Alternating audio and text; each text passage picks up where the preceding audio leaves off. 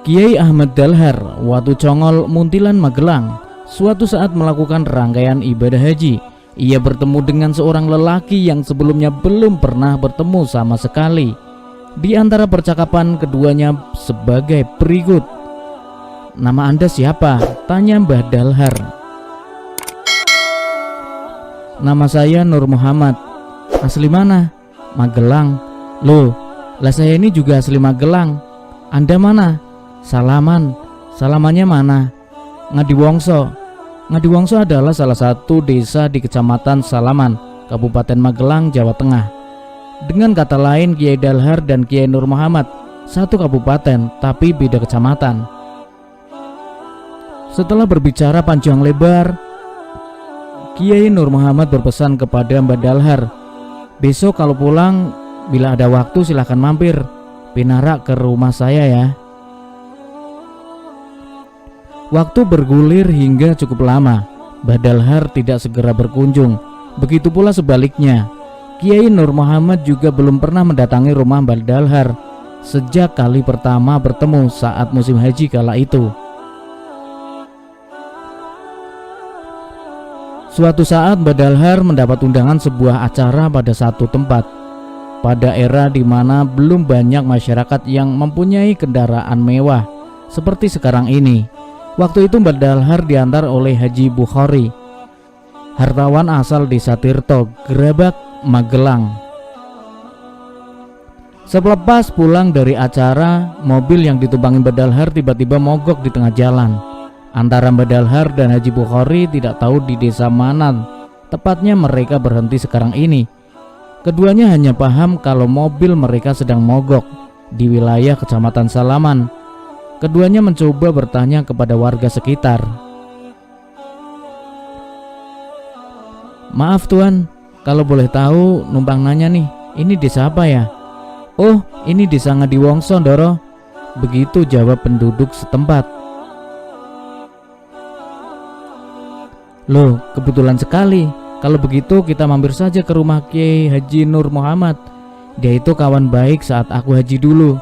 Katanya ia bertempat tinggal di desa Ngadiwongso," kata Mbah Dalhar kepada Haji Bukhari, sembari mengingat menerawang beragam kenangan indah bersamanya.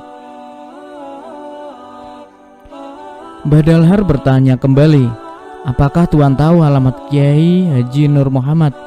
"Oh iya, di sebelah sana, Ndoro," jawabnya sembari memberikan arah yang jelas. Alamat tidak terlampau jauh dari lokasi. Bersama Haji Bukhari, Mbah Dalhar menuju dan kemudian sampai di rumah tujuan. Kediaman Kiai Nur Muhammad, rumahnya persis di samping rumpun bambu nan asri.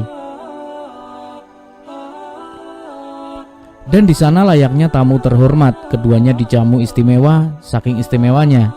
Jamuan makanan dan minuman yang disajikan oleh Kiai Nur Muhammad ini membuat Haji Bukhari tidak akan pernah lupa semasa hidupnya di dunia.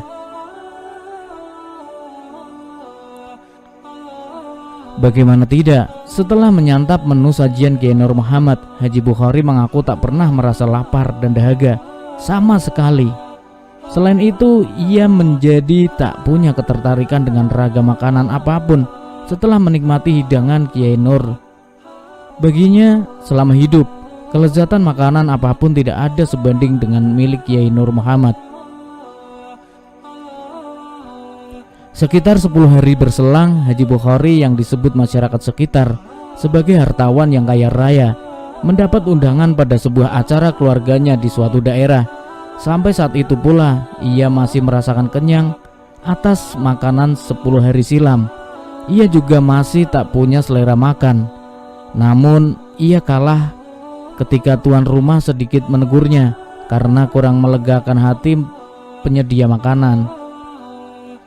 Iya, kalau Anda itu emang orang kaya, pasti tidak berkenan makanan orang miskin seperti kami ini," kata tuan rumah memelas.